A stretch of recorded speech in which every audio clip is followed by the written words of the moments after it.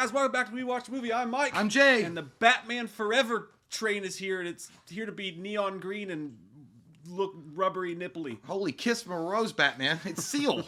When did they play that, by the way? Is it in the credits? They never played it. They never played it? They never played it in the movie at all. They only played it during a music video. Well, first thing It's about that song. entire movie is that the soundtrack is badass. Mm-hmm. It's a great soundtrack, If man. someone had told me one day that, hey, you're going to go see a Batman movie and become a fan of U2, I said, you're a liar. It's like, you're a liar. My favorite song is when Nigma's in his little hatch, and it's like, you're sort of stuck at That's a your great job. song. That's a great song. But yeah, if you haven't checked it out and you're looking for something on Spotify, go to the Batman Forever soundtrack, because it's fucking amazeballs. Do you know what else is fucking amazeballs? Is these chairs from Valencia Theater Seating. Oh, Valencia.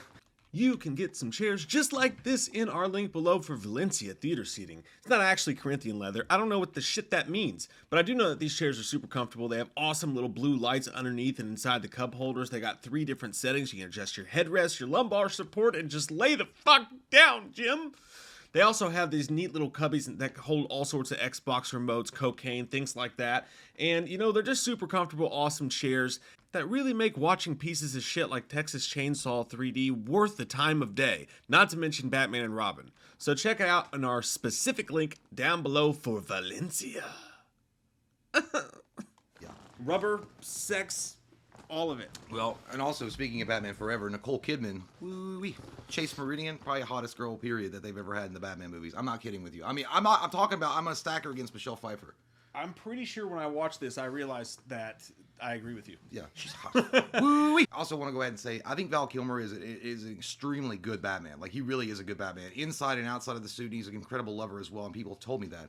But the thing is, I think what happened with this movie... Yeah, the thing what happened with this movie is that, while it had some really good ideas, Joel Schumacher had some really, really good ideas, and I still think that there is a Batman Forever, uncut, unrated version, or the Schumacher version, that would have been totally different. I think that this was the beginning of the end, though, because you could definitely see the corporate fingers all up in this shit. Real bad. Real bad. Trying to get those Walmart toy specials. Yeah.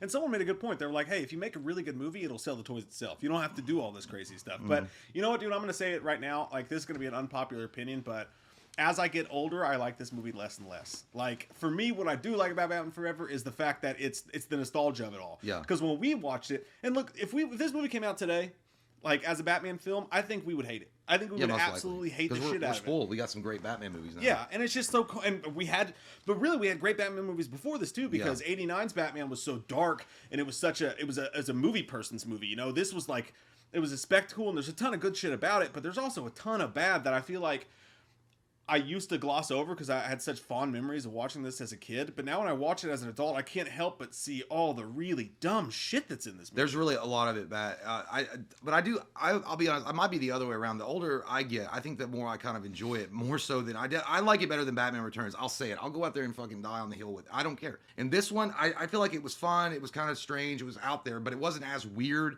as Tim Burton's Batman. And I got to be honest, I think what saves it for me overall is I really do enjoy Val Kilmer's performance. I think that he does a really, really incredible job. And the suit's actually not that bad. At the beginning of the suit, the nipples, I can get over that. But I mean, I'm talking about when the movie first starts, it looks like the Keaton Batman suit, except it's just a little bit updated. I didn't mind that. When it gets the sonar shit at the end of the movie, that's when it's like, oh my chrome. I do like the suit in this, but I realized something about myself watching this franchise too, is I don't think I dislike a single suit in the Batman franchise. I mean, even the Batman and Robin suit, when it had that silvery shit in it, that was awful. I didn't really mind it that bad, but that's another story. But yeah, Batman Forever, it could have, as much as I love the first suit, and the nostalgia behind that, it could have the cool suit. When they go to that gunmetal gray and the things built in, oh my god, that's awesome. Yeah. Badass Batmobile, like, it just depends on your style choices, man. Like, the original Batmobile is like my favorite, but this one did have those cool neon lights coming out of the middle of it. I mean, it was super cool looking. Yeah, somewhere Vin Diesel nutted because he saw that. It looked like his Fast and the Furious car, but it was badass car, dude. There's no doubt about it. It's like going for a little ride in my love machine, baby.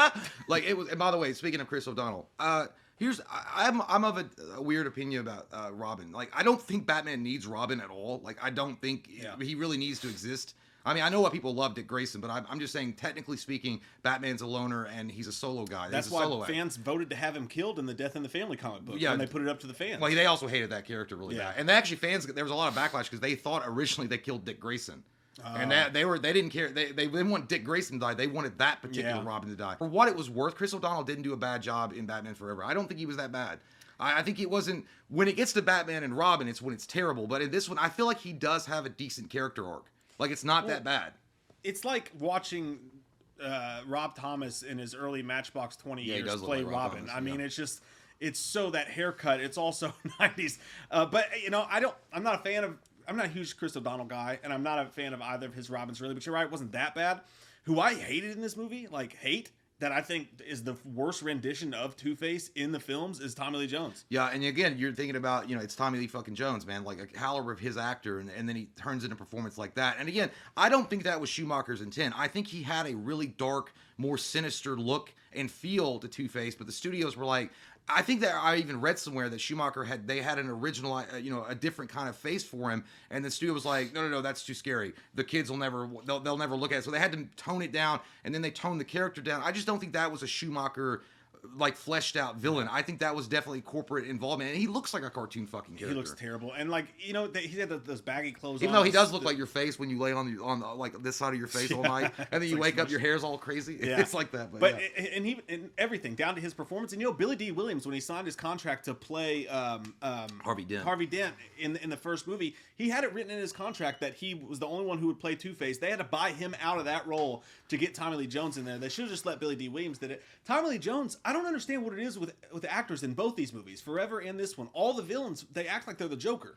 Like, why are you constantly laughing? Like Two-Face, every time he's like, ha ha ha. That's because it was. Why are you doing that? It was over the top. It was meant to be. I think they were trying to make it less scary.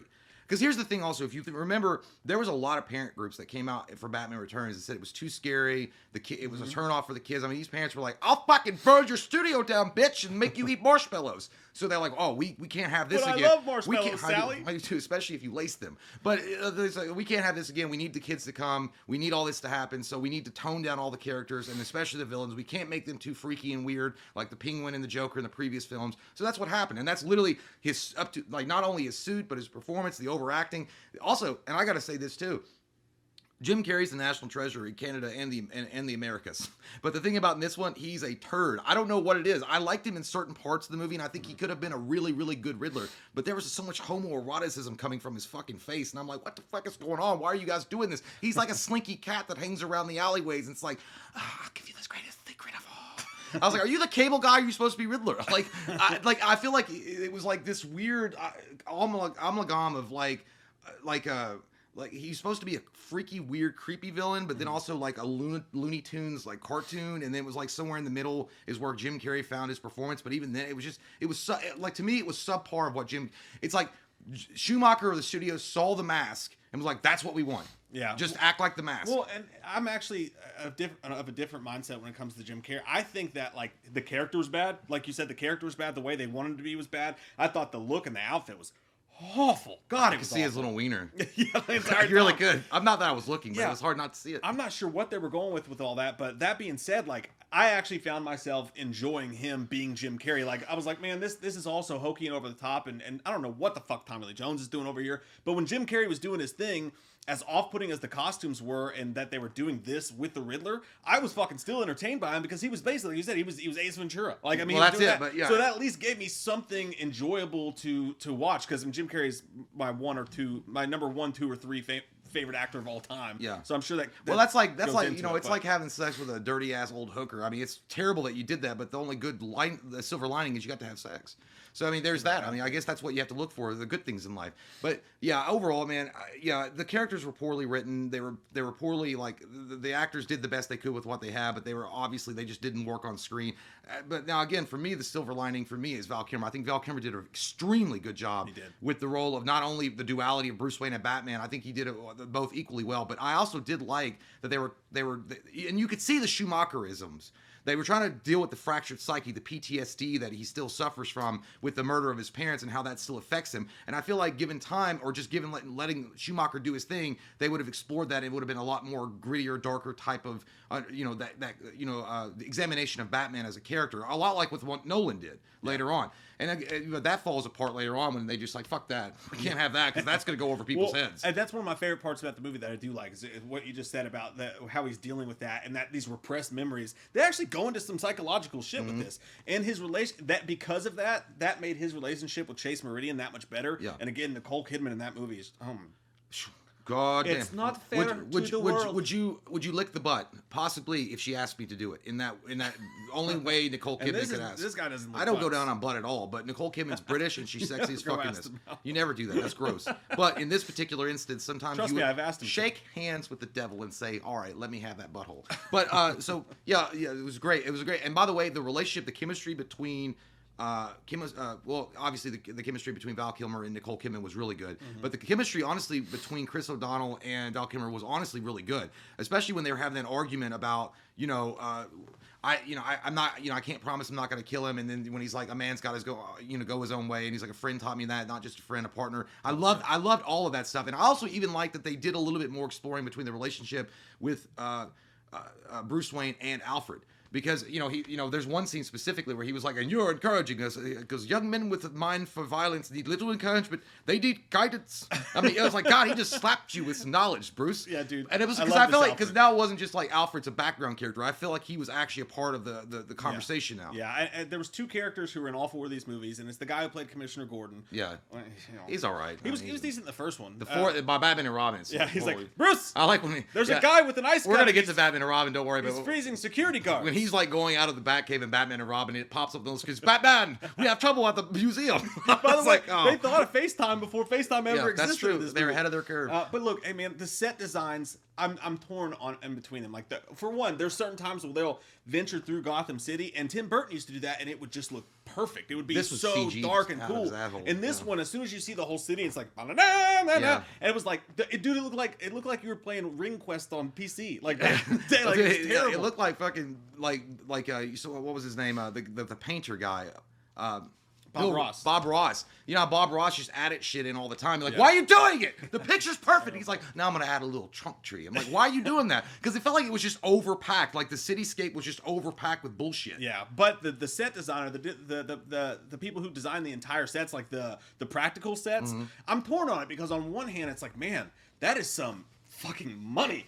Damn, like that had to be crazy to walk into every day, the way that they set and that constant neon lights. But then you would get to another scene where they're like at the end of the day when they're at the bay. Go eat some hay. I just may. What do you say?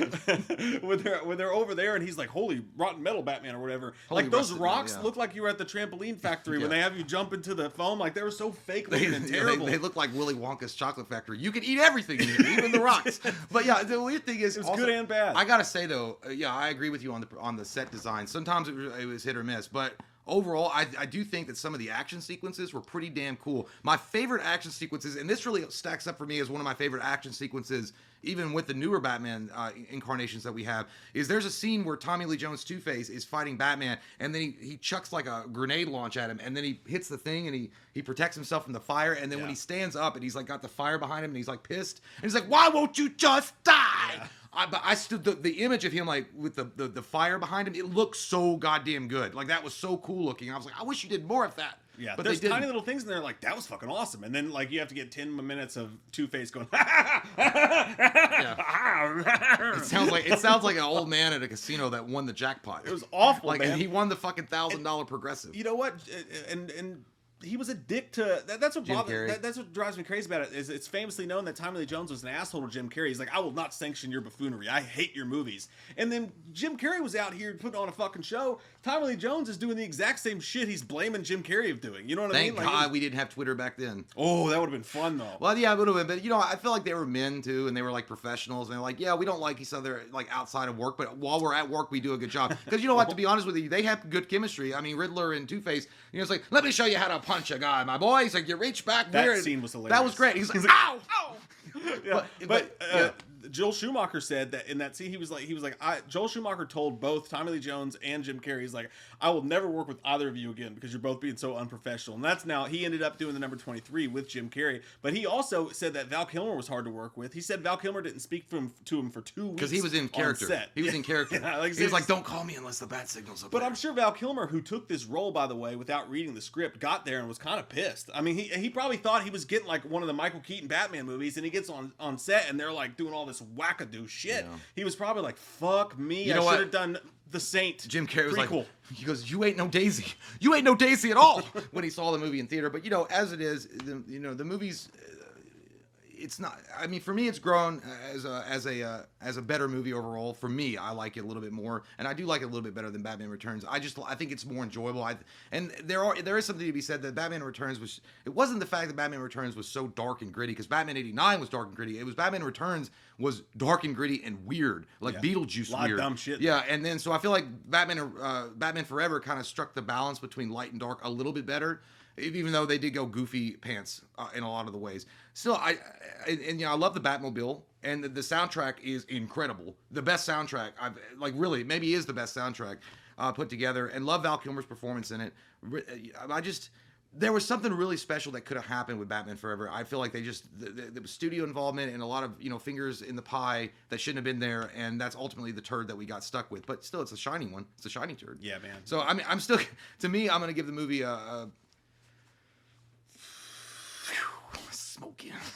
I don't know, like, because you know what it is. I'm gonna tell you what it is. I don't remember what the rating I gave Batman Returns, and I just don't want to shoot myself in the foot. I hate it when that happens. Yeah, I hate it when that happens. Because I know what my heart remember. and fart says. My heart and fart says I want to give it a 6.5. Yeah. But I know that's gonna be lower than Batman Returns, and people are gonna be like, "See, so how are you gonna say that, you fake dog? You like Lee McCoy? You always go back and change your mind." I'm allowed to change my mind, but I mean, I just can't remember the Lee, score. by the way. Yeah, Lee's great. I love Lee. Love you, Lee. No, I was actually defending Lee, because that is stupid when people get mad about that. But anyway, no, I'm gonna give it a 6.5 because that's my fairness. I gotta go with my heart. Yeah. Well, I'm gonna give it a 6. I'm just barely below you. I know it's gonna be less than Batman Returns, but I'm gonna give it a 6. This movie to me is like when you go to the world's scariest Chuck E. Cheese. It's a frightening, terrifying experience. You're in a bad neighborhood at a Chuck E. Cheese, but then you go in the bathroom and they're really clean. Yeah, it's nice. You know what I mean? It's a nice bathroom in there. There was so much dumb shit in this movie that when you watch it as an adult, you have to sit there and go, "Oh, I really want to just feel like a child again, and I can't because that's fucking dumb." That guy over there is playing Galaga. Yeah. Like the scene in the beginning with the security guard, he's like, "Whoa, no!" Oh, yeah. Dude, I think the worst part is when Batman, he goes, that was really funny. He's like, "Your interest was good, his was better. Difference showmanship." I like that scene. But there's one scene right before that happens, before Jim Carrey delivers that funny line when this dude, he goes, "Batman, yeah!" Like he's standing behind Nicole Kidman. I was like, "What the shit is that?" Because I was like, that guy must have blown a lot of dick just to get to say that line as an extra. This movie is basically, to me, this is a good version of Batman and Robin. Like, it's what Batman and Robin wanted to be. Like, if they made Batman and Robin how I feel like they wanted to, it would be this movie. It's the best possible version of Batman and Robin, but it's still got a little bit of Batman and Robin. You could see that Batman and Robin was on the horizon with that giant fucking hatchet that was dipped in a porta potty, ready to hit you in the head like Leatherface. You could see it on the horizon. They saw the demon with the big black cock coming up from the depths of hell to fuck them in the butt, but no one was aware. Like that thing when Jonah Hill got fucked. When Jonah Hill got fucked in the ass by that demon with that black cock, and this is the end. So the writing was on the wall. As far as when we get to Batman and Robin, we know what happens after that. So the writing was definitely on the wall on this one, and unfortunately, we get stuck with a turd by the ends by Batman and Robin. So yeah, again, man, I have so many fond memories of this movie growing up. The toys, the little cups at McDonald's. I love so much. I love the fucking Batmobile, the suit. I love so many little things about the movie. That Batmobile might be pretty cool, dude. I mean, the original OG Batmobile is still, the '89 Batmobile is still like some of the sexiest I've ever seen in my life. But this one is real. I would take this one over the Tumbler. I would take this one over. But the one in the Ben Affleck, the Ben Affleck was not bad. It was fine. But it never was. But this was something special about it. Yeah, this felt like it was real. You know what I mean? Like it sticks out in your brain like that dirty girl. And I like the Batcave in this one. Although I'm really sick of everybody just being able to find the fucking Batcave. I hated that. That was one of the worst. At least Chris O'Donnell had to work for it. Like, in the upcoming one, Alicia Silverstone's like, Peg. Yeah, because they were playing that like she was super smart. Like, what the fuck? We'll get to that. It's like you went to Princeton or whatever the fuck, Oxford. But and I also say that they destroyed the Batcave too. I was like, what the shit? Just destroy the Batmobile and have done with it. Yeah. Like you don't need to make his whole he can't even use his suits now. And he's got that sonar bullshit. Yeah. And he has a boat left and a jet. And I was like, what do you think, Alfred? By sea or by air? How about both? I was like, no, you could have come in with a better dramatic entrance. Like maybe you could have saved him right. Who's your tailor? I do think though that this is the best. This is the best version of a zany, children's, cartoonish, almost Adam West stylish Batman that you could have done. I just don't like that version of Batman, but like I think if you're gonna do that, having Jim Carrey and Val Kilmer and all the cool shit that was in there, this is the best version of that you could have gotten. So I do love this movie for that, and I have all this nostalgia and love for that time in my life. But whew, sometimes this is a shitty movie. Yeah, you know? it's like a really nice roller coaster ride, and you're having a good time, but then that fat kid fucking vomit in front of you and they hit you in the face, like through the loop-de-loops, and you're like, oh shit. Yeah. It's like I still had a good time, but I smell like vomit. And just every couple minutes, you just keep getting another whiff of it. You're Yeah. like, oh, I'm having, oh. It really is an interesting movie. But I will say, I feel like if it does to a degree fit in with the Tim Burtons a little bit. I feel like Batman up to that point, I only considered a trilogy. Batman and Robin didn't exist. Yeah. Like, I really do. I was like, if you're going to watch, if you get on a bender and you're like, I'm going to go watch back those old 90s Batmans. It's like, someone has to kill the babysitter. Like, someone had to kill it, and it was Batman and Robin. But hey, that's the only reason we got Batman Begins. So that's it. You know, what are you going to Batman do? Forever, man. 6.5, 6.0. Yeah. It'd be interesting to hear what you guys, because I know that some of you guys do enjoy the movie, so it'll be interesting to hear what you guys like about the movie and what you didn't like. Comment below and let us know, you fucking fuckadoos. We love your goddamn faces. Click that subscribe button. Wait!